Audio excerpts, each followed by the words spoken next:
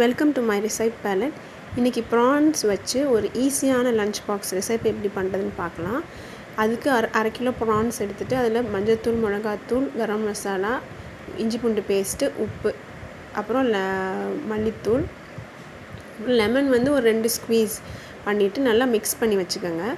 இதை ஒரு பாத்திரத்தில் ஒரு 2 to 3 டேபிள் ஸ்பூன் எண்ணெய் விட்டுட்டு அந்த ப்ரான்ஸை போட்டு அதுக்கு தேவையான கொஞ்சமாக ஒரு 1/4 கப் தண்ணி ஊற்றிக்கோங்க.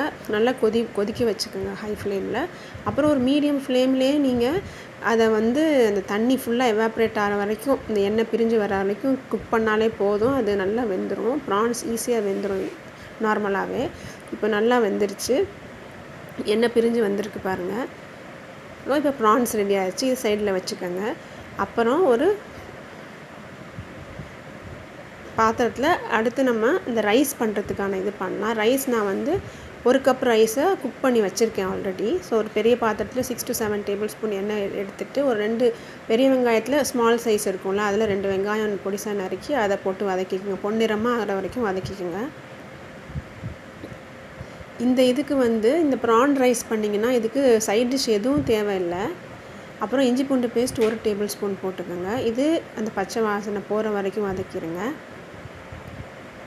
லஞ்ச் பாக்ஸுக்கு குழந்தைங்களுக்கு இது கொடுத்தீங்கன்னா ஃபுல்லாக எதுவும் மிச்சம் இல்லாமல் காலி ஆயிரும். அப்புறம் தக்காளி ஒரு 3 மீடியம் சைஸ் தக்காளி அதை அரைச்சி இதில் ஊற்றி நல்லா எண்ணெய் பிரிகிற அளவுக்கு வதக்கிக்குங்க. அதுக்கப்புறம் மஞ்சள் தூள் 1/4 டீஸ்பூன், மிளகாத்தூள் 1 டீஸ்பூன், காரம் உங்கள் தேவைக்கேற்ப கொஞ்சம் இன்க்ரீஸ் கூட பண்ணிக்கலாம். பட் இது எங்களுக்கு போதுமானதாக இருந்தது. அப்புறம் அதை குக் பண்ணி வச்சுருந்த ப்ரானை சேர்த்துக்கோங்க. இது ரொம்ப ஈஸியாக சிம்பிளாக பண்ணிடலாம். காலையில் ரொம்ப ஈஸியாக பண்ணிடலாம். இது நல்லா மிக்ஸ் பண்ணிவிட்டு அப்புறம் அந்த மசாலாவுக்கு தேவையான உப்பு கொஞ்சமாக, இது 1/4 டீஸ்பூன்லேயே பாதி போட்டிருக்கேன்.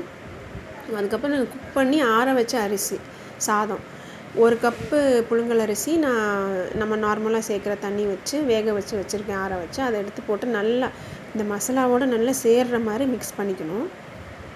நல்லா எல்லா ரைஸ்லேயும் அந்த மசாலா சேர்ந்ததுக்கப்புறம் கொஞ்சம் மல்லி இலை நறுக்கி போட்டு அதையும் மிக்ஸ் பண்ணிக்கோங்க. இது ரொம்ப சூப்பராக டேஸ்டியாக இருக்கும்.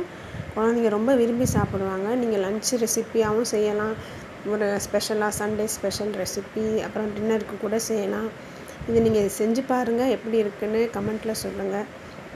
உங்களுக்கு இது ரொம்ப பிடிச்சிருக்குன்னு நினைக்கிறேன். இது என் சேனலுக்கு சப்ஸ்கிரைப் செய்யுங்க. அப்புறம் இந்த வீடியோவை லைக் பண்ணி ஷேர் பண்ணுங்கள்.